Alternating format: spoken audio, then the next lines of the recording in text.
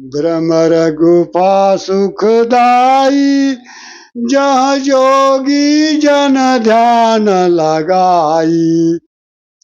तहाँ काया सुध बिसरानी, सुन गिर जाय अमर कहानी। महादेव कहे निर्वाणी, सुन गिर जाय अमर कहानी। जब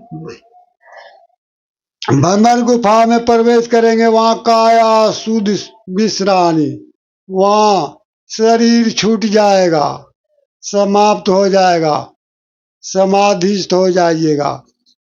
काया शुद्ध विश्राम, सुन गिर जाए अमर कहानी।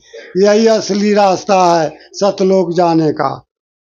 ये रास्ता को धरो। अब सवाल उठता है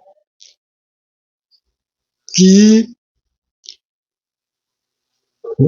परमात्मा साकार है, गुरु जो है साकार रूप परमात्मा है। गुरु जो है साक्षात परमात्मा है, जो कि साकार रूप में है। और गुरु के शक्ति, जो भक्ति करेंगे उससे जो शक्ति प्राप्त होगी वो निराकार परमात्मा की शक्ति हुआ।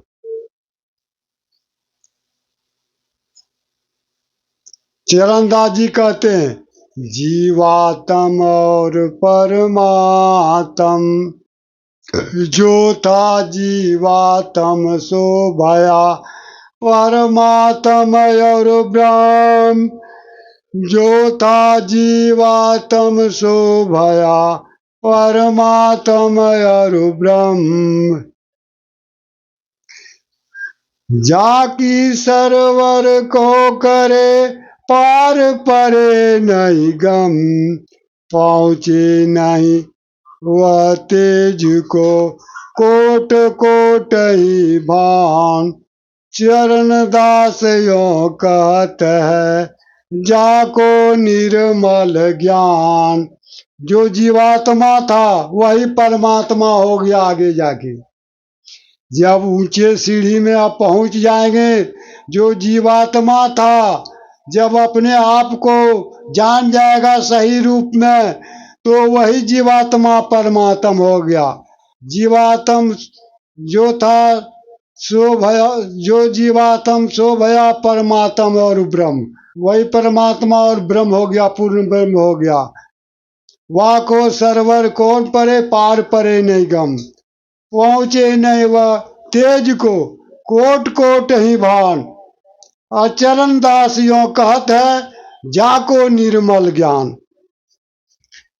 वह जब तक करोड़ों भान के प्रकाश में नहीं पहुंचेंगे, वो तेज में परमात्मा के रूप में, वास्तविक रूप में। तो चरणदास यों कहते, ताको निर्मल ज्ञान। जिसको निर्मल ज्ञान होगा, अर्थात एक रस का ज्ञान होगा, वही परमात्मा का ज्ञान प्राप्त कर सकता है।